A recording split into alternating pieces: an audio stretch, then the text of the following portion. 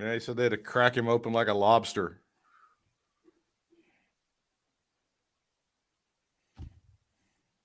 Does it say how old he is? I don't know how old he is. I mean, I think he's in his 60s for sure, but I don't.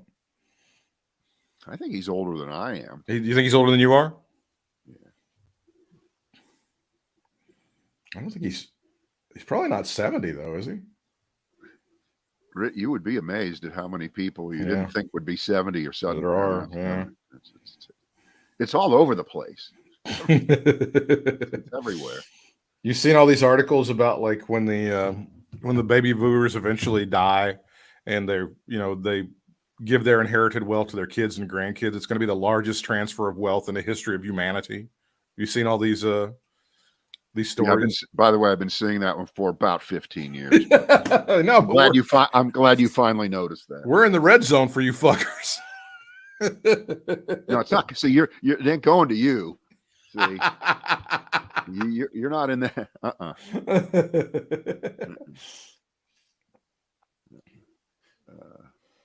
me make sure I get everything right here. Yeah, all right, we're good. We are good to go. Rock and roll. I'm ready. I already did my hour at the gym this morning. You're feeling good, aren't you? Going to take a shower next week. Yeah, that's good. Weekly shower. Huh? Weekly.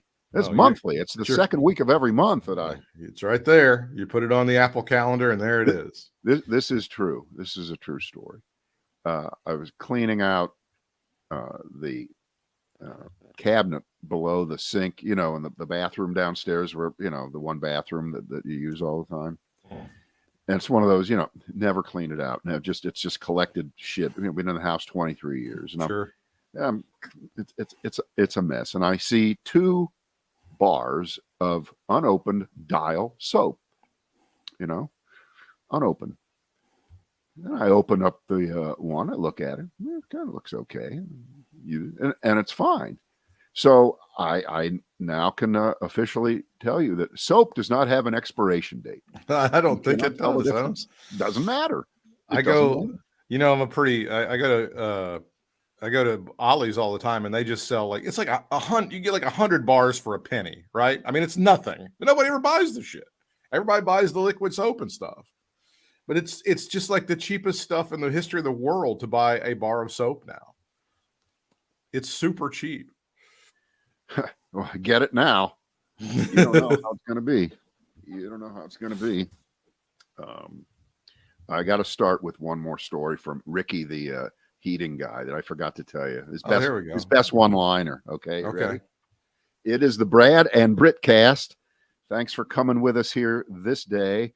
We're live in the 1:30 Eastern hour Wednesday. I forgot to tell you one little thing that Ricky, the Barrico heating and air conditioning guy that put in my new furnace the other day, told me, because we were back and forth. He's telling me about how he misses Chicago and the food there and the ethnic food. I said, yeah, you go from neighborhood to neighborhood, and it's different, and it's fantastic, and it's authentic. He says, yeah, I really, really miss that.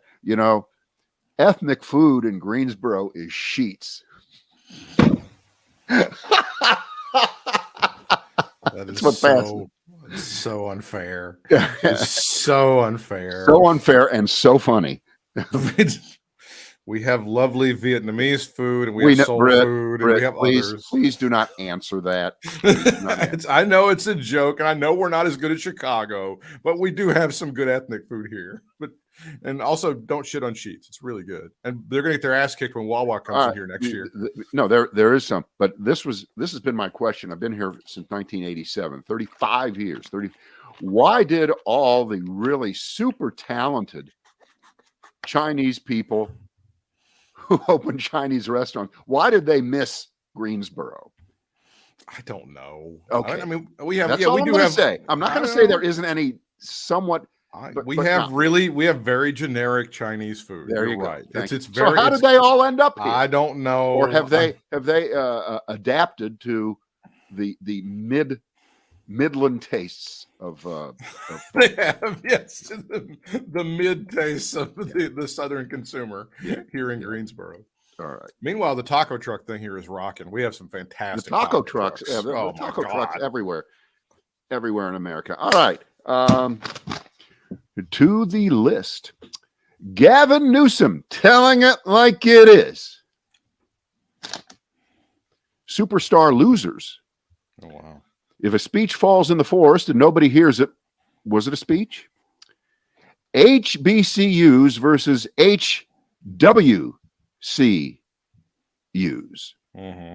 And I know you're going to want to go with this because I know you're loving this. Mattress Mac loses his shit. Yeah, I want to talk about Mattress Mac because, let's talk about Mattress Mac. His Houston Astros, by the way, beaten by the Philadelphia Phillies.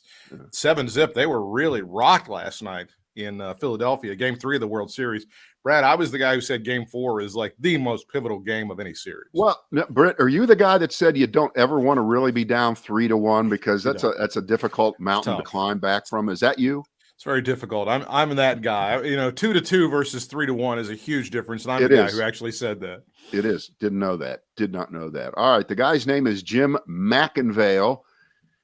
He's known in the Lone Star State as Mattress Mac, and he put $10 million on the Astros to win the series. Jeez. I believe he did this at one of the Caesars properties, either in person or I don't know if you can bet that much online anyway. You probably have to do that in person. Probably in person. And I don't think Texas has legalized it yet for the app or anything like that. Yeah.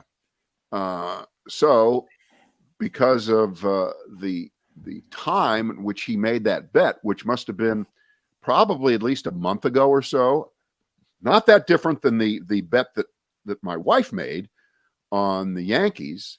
Mm-hmm. And the Yankees, at least back then, they were, I think they were like 4-1 or something like that. We would have won like $40 mm-hmm.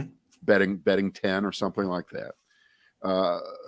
This was a 7.5-1. So he puts down 10 million. And if the Astros win, he gets $75 million. Jeez. Okay. So remember, this wasn't just a bet that he made as soon as he knew that the Astros were in the World Series. He bet this a long time ago. So because you wouldn't be able to get those odds now. Right. All right. So he's at the game on Tuesday night. He's in Philadelphia. And of course, the home team is just kicking ass. And the fans, I guess, have figured out very quickly how to spot him. And they taunt the shit out of him, as you can imagine. It's Philadelphia style. Right. No. Actually, Britt, it's a departure for the Philadelphia fans, too. They're usually pretty well behaved, and they don't feel like rubbing it in. That's not how they do things. Kind of subdued, very polite people. Yeah. All right. So he's leaving the stadium, and they're all over him. And his response to the fans was "fuck you." Okay, that's appropriate. That's "fuck you." Yeah, fuck you. So it doesn't look good for him right now, but the Astros could win on Wednesday night, and it'll be a 2-2 series, and suddenly everything is back to even, and the Astros still have the home field advantage there. Sure. We know how this all works. Oh, sure. So it's not over, but I'd rather be on the 2 than the 1 side right now. So Did you watch any of the game? Did you watch the game at all? Well, you know what? I watched a little bit at the beginning, and then I went away, and we did some other things, and I came back, and when I saw it was set, I left when it was like 2-0. Yeah. Came back, it was 7-0. No, don't have enough time in my life to watch a 7-0 World Series game. Well, the irony on this one, the pitching is pretty damn good, and they got them shut down. The irony on this one is that Houston, the team, of course, that was caught in a cheating scandal, and I think they've got like 5 or 6 people that are still on the roster from those days. This pitcher may have been tipping his pitches last night. He may have been doing something that allowed the batters to know what was coming next. I think that's kind of interesting. Yeah. Was that discovered during the game? Was that said by the announcers or one of the greatest modern baseball players, Bryce Harper, at one point in time, he calls one of the upcoming hitters over to the dugout and he goes, come here. And he puts his hand over his mouth. And next thing you know, this Braum guy, who he called over, hits a home run. So there was some talk throughout baseball land that perhaps there was something that he was doing, that the pitcher was doing, that was tipping his pitches. So, of course, they're not letting on. The Phillies are not letting on to whether that might have been true or not. Right? Why would you? If you have a competitional advantage, so, Britt, why would you tell them? Britt, I understand that. But at this point, that's a conspiracy theory. It's a little conspiracy theory. It's a little conspiracy. But there is a lot of evidence that would support this. Britt, you know what? I don't care if there's video evidence. I don't care if there's a confession by the pitcher himself that he would. I don't believe it. I do not believe it. You're not going to convince me. They were hitting him pretty good. Yeah, they hit him pretty decent. Banging them around there. All right. Inflation, crime, immigration. Gavin Newsom telling it like it is. The superstar losers, or if a speech falls in the forest and nobody hears it, was it a speech? What is inflation, crime, immigration? Well, those are the three. Those are the three things that the Republican Party, and it was really, really difficult, but I waded through it. I wade through things that I don't want to read and I don't want to believe, but I have to do it because you have to do it. You can't just read shit that you find favorable to your point of view. But in the local rag, they ran an Associated Press story, which means it's at least 2 days old, but it holds up fairly well, that jumps around the country and indicates that all of these inferior candidates, these folks who are automatically going to do worse in the general election than the average bear because of their radical view, because of their election denial pedigrees, are either really close or may have pulled. And you know who I'm talking about here. These are the states that matter in a presidential election. It's Nevada, right? Where Paul Laxalt's grandson, who is just a hunk of shit, just this guy is a hunk of shit. He's in there and could, if they flip Nevada, look out below. Was it Catherine Cortez Masto is the incumbent Democratic senator there? Yeah, and so he's right up there with her. Then you have Arizona, where extreme piece of shit Blake Masters. Yeah, extreme piece of shit Blake Masters is within shouting distance of Mark Kelly, the incumbent senator, the Democrat. And the governor's race, I don't even want to think about this one. This Carrie Lake character. It's funny, Britt, I was at the gym this morning. And, I got the array of TVs there, and I'm sometimes watching. Sometimes I just watch a bunch of TV on my phone in front of me. But guess who was live on Fox at about 11:15 this morning? Carrie Lake. It had to be America's favorite MILF, Carrie Lake, right? Of course. And the brutal questioning of her on Fox, as you can imagine, went in the direct. So what are the things that you're doing to pull yourself up in these polls to get this close to winning the governorship?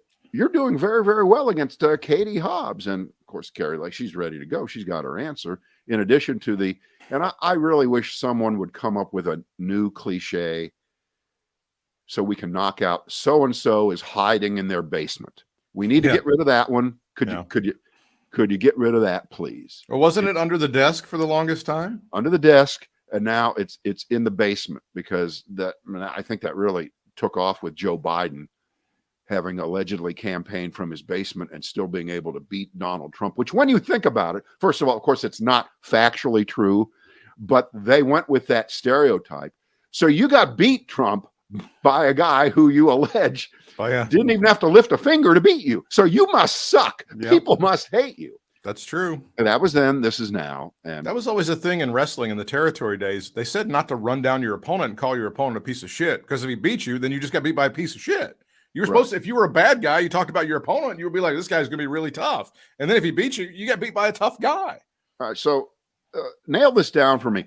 if Joe Biden runs for re-election, no matter who he runs against, he will not be as physically active campaigning, moving around the country as much as the other candidate, most likely, because he will be older than that candidate. Even if it's Trump, he's older. And you can see him now. He just doesn't have the same kind of youthful energy that a candidate should have. So he won't be campaigning from his basement this time. It'll be an even older cliche. It's the Rose Garden strategy. Remember that one? Remember that one? I remember Bill O'Reilly doing that. He's quaking, he's shaking under his desk, and he wouldn't come on the show. That was also a Bill O'Reilly thing, right? Yeah, under the desk. But and by the way, I have another thing before we continue with this subject. We're not done with it yet, but I think I have a word that just has to be struck completely from the vocabulary of campaign coverage, of reporters, of everyone, especially Democrats who may be back on their heels or having trouble getting some traction one way or the other. Get rid of the word falsehood. It is a complete attempt to not use the word lie. And I thought we had this fixed because at the beginning of Trump's term in office, there was such hand-wringing over saying that Donald Trump lied over that he lied. And so they would use the word falsehood over and over and over again. And finally, when the New York Times decided, that's it, we're done with that, and they started using the word lie, I thought, okay.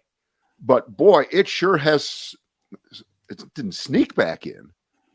It's washed back in over and over again. Britt, did you know that a lot of Republicans are telling falsehoods about what happened in San Francisco at the Pelosi? They're telling falsehoods, Britt. Britt, when you were a little boy and you did something really, really bad, you stole something from your brother, did your mom say when you didn't tell the truth about having stolen it, did she say, Britt, don't tell mommy a falsehood? Do not tell mommy a falsehood. What she would say, the way that she nicely said that you were lying was you were telling a story. That's what she would say to us. Right. But she would never use the word falsehood. And she would say that you're lying. Essentially she would let you know that what you're saying. Parents tell their kids that they're lying. You're not allowed to lie. You shouldn't tell lies, little Britt. Shouldn't tell. So how did that turn into this euphemistic papering over of a lie into falsehood? I think it's terrible. I think it's a horrible word. It's a horrible word. And when you, since you mentioned Arizona, there was a decision, the judge in Arizona curbing the actions of those people that are stalking the drop boxes with guns and cameras and all sorts of military style, clothing. Judge Michael T. Liberty, who was appointed to the federal bench by whom, Brad? I know the answer. The answer, of course, is Franklin Delano Roosevelt, a liberal Democrat. And so this decision is just bullshit. Am I correct about that? He's old. He's 109 years old. He's about 45 years of age, and he was appointed to the bench by Donald John Trump. Right. Donald John Trump. And he has said, knock it off. Get away from the ballot boxes with your AK-47s and all of your military style bullshit. Stop it. Stop it now. It was the worst nomination of a judge. I tell you. I didn't want to do it. They made me do it. You just wait till I get in there. I'm going to fire him. I'm going to fire him on day one. Yeah. Are you getting now? Do you get the Trump texts? Have you signed up for the Trump texts? No. Oh yeah, I'm in on it. What is this? Well, when he was going to do the thing in Wilmington, I signed up to get updates from Team Trump, and they're really, really, really hitting this. I guess what is today? Wednesday. The Saturday rally. I think this is in Pennsylvania. They're really saying, "Oh, this is going to be huge. It's going to be massive." So I don't know if this is like the speculation that he's going to announce that he's running for president or what, but they're really pointing very hard. Oh, please do. Please Please do that. Please completely fuck up election day for the Republicans. Please. You can read that. President Trump will deliver remarks at a rally in Pennsylvania November 5th at 7:00. We will see you there. And they're really hitting this thing hard. So I don't know if this is the plan. We've heard a million different things, this way, that way, the other way. If he was going to do that, I would think he would do it in Florida at I'm not inviting Ron DeSantis because I don't want to elevate Ron DeSantis. I want to piss him off. Don't you think he'd do it in Florida instead of Pennsylvania? I think it's just like the Elon Musk discussion. We have to just assume that this guy doesn't know what he's doing. Well, yeah, because remember, and I know as an election denier, you're not going to believe what I'm going to say. Trump lost Pennsylvania, but he won Florida. Okay? Yeah, I know you don't buy into that. But he went to the Wharton School of Business. Right, and he didn't do that either, but okay. Right there. And he's got real ties to the Commonwealth of Pennsylvania. He went to the Fred Wharton School of Monkey Business in the Bronx. Not the one you're thinking about. Fred Wharton. Yeah. All right. So anyway, back to the gym this morning, and there's Carrie Lake saying, answering the question about how did you pull even, and her answer was, well, for the last 500 days. I didn't know she's been running. I didn't know she was running that long, but okay. I don't think so either. But it doesn't matter, right? It doesn't matter if it's factually true. It just sounds really impressive because even the dumbest piece of shit that would vote for someone like her knows that 500 days is actually more than a year. I don't know how much more than a year it is, but I know it's more than a year. It's 135 days more than a year. I'd need a calculator to figure that out. I believe that would be about 4.5 months more than a year, Brad. Right. And I've zeroed in on the three things that people care about only in their lives: inflation, crime, and immigration. And that's what's propelled me. There you go. Now, that's, of course, not exclusively true. That's not all she talks about. And she's not that good. Republicans don't have good answers really to any of this stuff, but they pretend to. And their angle, I mean, they're playing the four corners here right now in terms of trying to just let the Democrats lose. They don't have to win. The Democrats can just lose here. And that brings us over to, Gavin Newsom, the governor of California, who says, think about what Carrie Lake just said, Democrats are getting destroyed on messaging and crushed on narrative. We're going to have to do better in terms of getting on the offense and stop being on damn defense. Newsom acknowledged the midterm environment feels like a red wave. Democrats have sought to tone down the possibility that the Republicans could win both the House and the Senate, but Gavin Newsom said he was just being pragmatic. I'm not paid to say that. I'm paid to say, I feel good about things. Things are going to go fine. I could be a cheerleader, but I'm also pragmatic. You can feel it. So, Britt, how long before we hear the word shellacking come back into vogue here? I like shellacking, but I think there was other ones before that. Yeah, but I think Obama. You have to understand, Britt. I'm tired of that bullshit. I know, but Fox is waiting to run a reel with shellacking of Obama in the last week or so, being the grade A 11 on the 10 scale campaigner that he is, putting it to the Republicans, and then using the word shellacking and pulling out the video of him after the 2010 debacle where the Democrats lost about 60 seats because Obamacare had passed, and there was a big government takeover of healthcare, right, which we've not recovered from since then, since we all pay those premiums every month. All of us, every person, not just Medicare people, but everyone pays their health insurance premiums to Barack Obama directly. And he handles it through his Obamacare. I do prefer the midterms in 2006 where Bush said thumping. I like the term thumping. A thumping and shellacking. So there's Gavin Newsom kind of covering his ass there and not being on the ballot this time. Although, is he? Maybe he is. He had that recall, right? He won the recall big. I think he actually is. There isn't any question he's going to get reelected in California if he is on the ballot there. I'm not sure. You certainly don't hear anything about it. It doesn't appear that California is one of those states that, blue California, it's in play. Biden's going to have to go out there and save Gavin. And it didn't happen there. New York. It does say he is running for re-election, but I can't even name who's running against him. So I think he's going to be okay. It's Rex the Wonder Horse. We have no idea. Rex the Republican Wonder Horse. There's no clue. Yeah. So and Britt, I don't have any sense of America right now. It's impossible. I know. I don't hang out at diners every day. Apparently, that's the only way you really learn about America, because they're all staking out their diners for the last few days of coverage on TV. Those are the only real Americans, Britt, worth talking to. People that eat at diners. But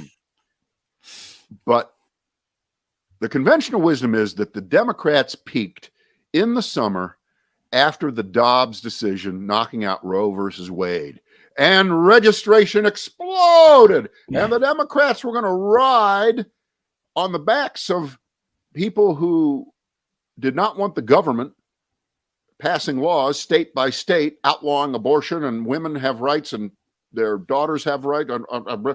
This is too much. And the Democrats, this is a great issue, but they peaked too soon. Oh, we're bored. We don't even remember that now. That's not going to drive us to the polls anymore. What about inflation? What about cost of everything? What about immigration?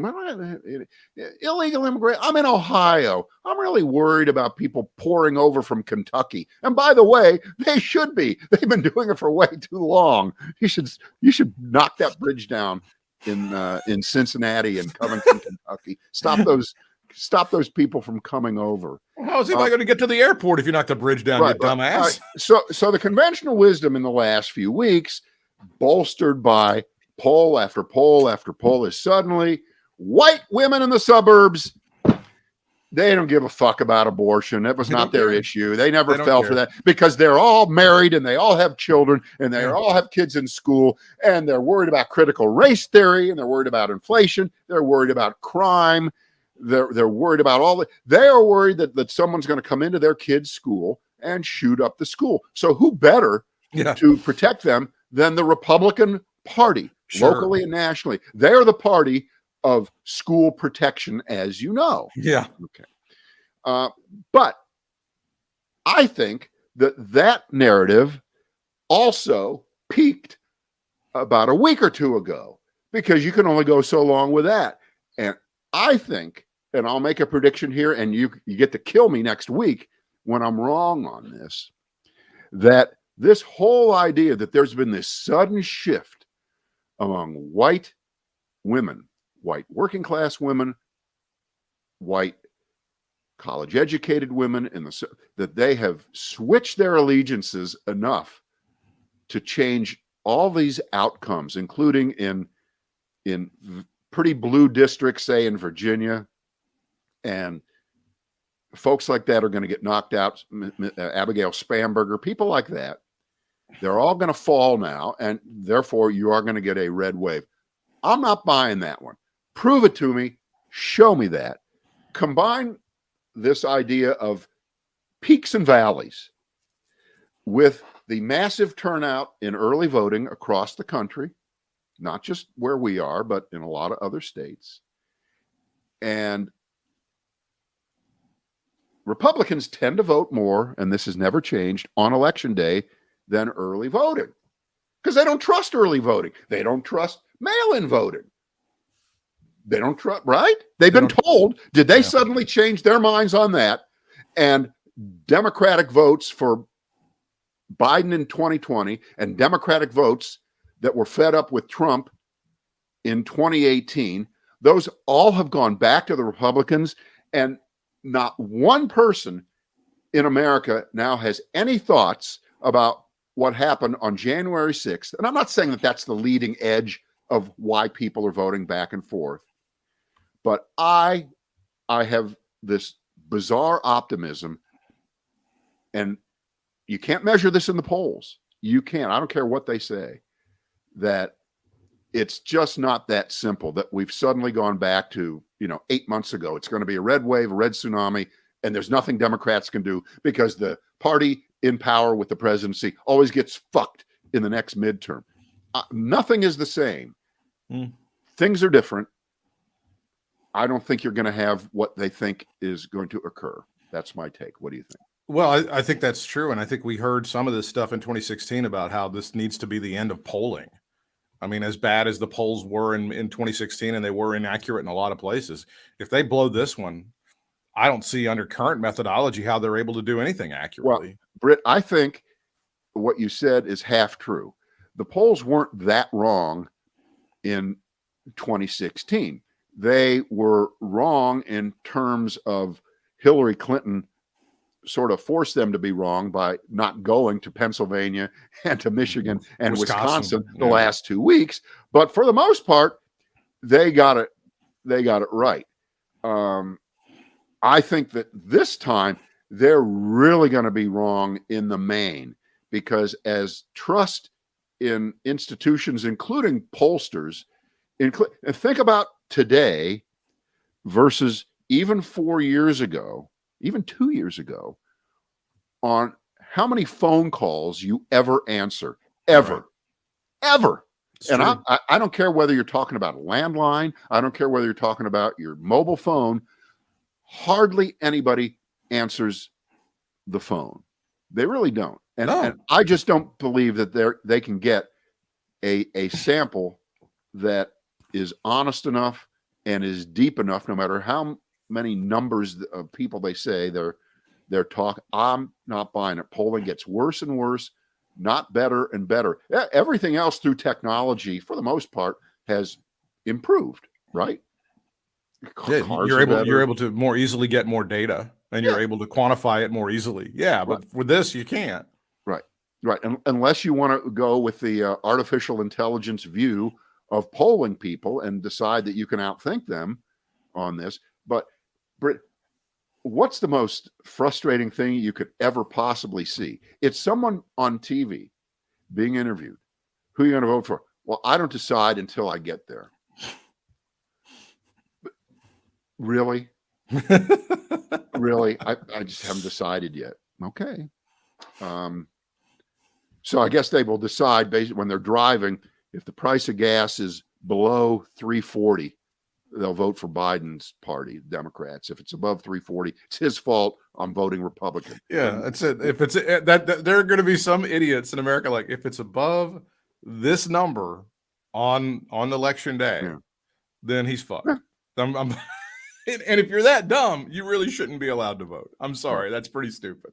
Right. All right, and we'll be able to talk about this on the Thursday Brad and Britt cast. We're doing this one on Wednesday. It was announced late this morning that Joe Biden is going to give a speech tonight, Wednesday night at 7:00, and it's another Joe Biden speech about democracy and upholding American values and not falling for lies and things of that sort. So it's 7:00. So this is a speech that will be carried live on CNN and MSNBC. Fox will pretend it's not happening. And then later in the evening, they'll pull out clips and make fun of it. Okay. Just like they did the last time. And the broadcast networks also won't carry it. No, because it really is. It's a campaign speech. It's a Wheel of Fortune's on. You can't kill Wheel of Fortune. Exactly. Fuck you. Exactly. But to Biden's credit here, I think it is important for him to remind people, because apparently no one else is going to do it, that something happened on January 6, 2021, worth considering. You don't have to make it your only reason to think twice before you vote for an election denier. a person who says, I will accept the outcome of the election as long as I win. Right. I will make sure that no matter what the vote is in 2024, electors will vote for the person I want them to vote for to make them president by winning my state. Someone has to remind folks of that. And I know it's a difficult lift. That's a very complex thing. It's a lot of detail. It is. It is. It's really not. This is if you're explaining you're losing. I get all that. But you know what? He has to do it. I know he does. Has to do it because most of the candidates, even the quote unquote better ones, are incapable of doing it. The only one that I can think of off the top of my head who can do that with credibility and with an articulate delivery is Tim Ryan in Ohio. I so fucking wish we had Tim Ryan in North Carolina to gut and drag Ted Budd across the stage and kick his ass. I feel, once again, if Sherry Beasley loses, another Democrat loses to a fucking stiff like Ted Budd, it's going to be just tragic. And that race is within the margin of error right now. It's a standard generic white candidate, number 6. I mean, there's nothing there. His Ted Budd's real edgy part of him that I haven't seen from other white candidates who are Republicans running in elections like this is he does make sure that he is packing in almost every picture they show of him. He's got the gun stuffed into his crotch. It's on his hip. I mean, he's got a gun pretty much everywhere. You didn't see that a lot with Tom Tillis. Tom Tillis didn't have, but now that I've seen the innovation, maybe Tom Tillis will have he'll look like Rambo with just like the bullets across his chest. And maybe he'll look like that the next time that he runs. But it doesn't matter. It doesn't matter. It doesn't. Although matter. you did see the Doug High story because media did highlight that one.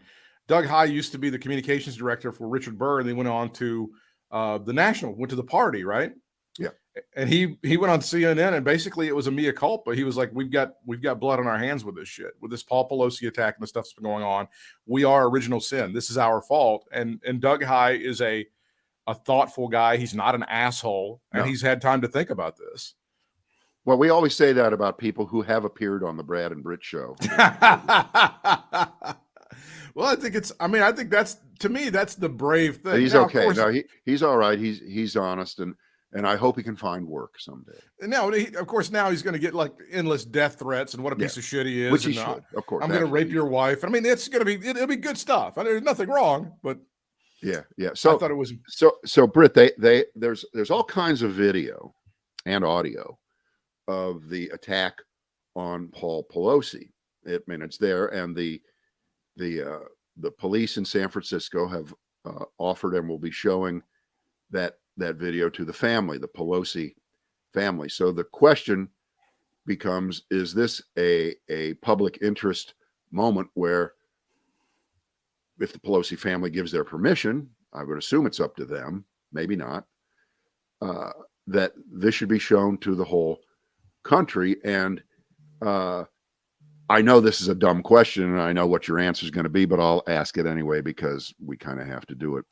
If everyone could see exactly what happened, how Mr. Pelosi was beaten with a hammer and was on the floor, and there was blood all over the floor that was coming out of his head, and it was very clear that this was the break-in that we know, because there were video cameras all around, as you expect. Apparently no one was monitoring them because Nancy Pelosi wasn't in town. That's a whole different discussion. It's the Seinfeld. That's Monday morning quarterbacking.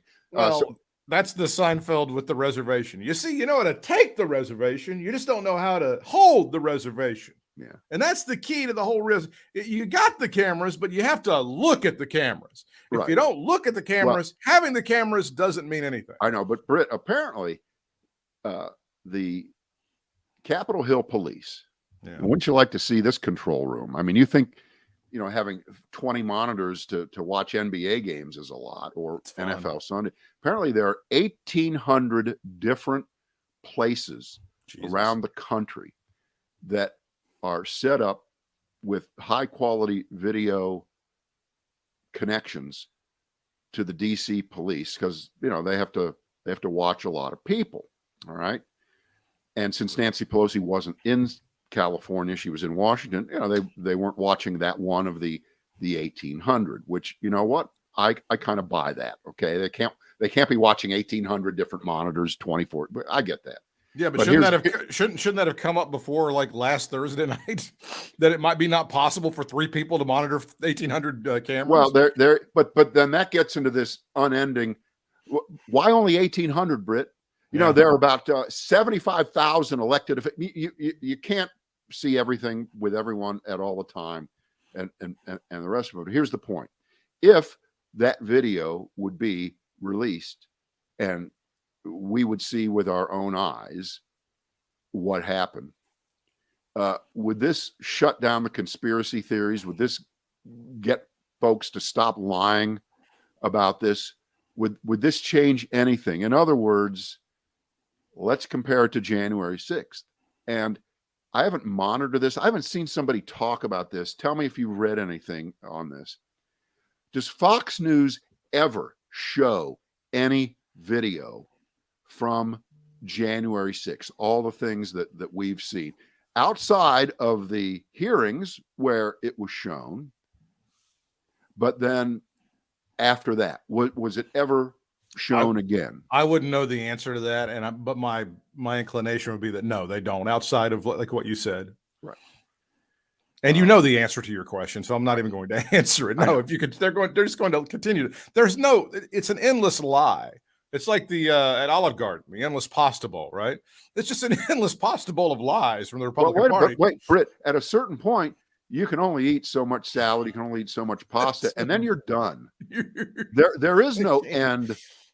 You could have the guy on camera with audio going, I am hitting Paul Pelosi because I am trying to kill Nancy Pelosi because Donald Trump told me to do it, and the people on January the 6th inspired me, and I want to go to sleep. I want to sleep with Josh Hawley, and I want to fuck Carrie Lake. And if they would still be like, oh, I don't believe that. I don't think that's I don't. They've doctored that video somehow. But by the way, that's another thing. No matter what you should, then it would be deep fake. Of course, right?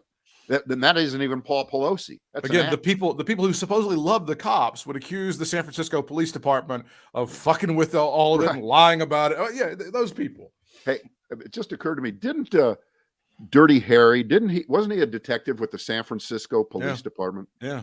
All right. So I'm thinking, if Dirty Harry would have been on duty that night and confronted the guy who was going after Paul Pelosi, well, do you feel lucky tonight?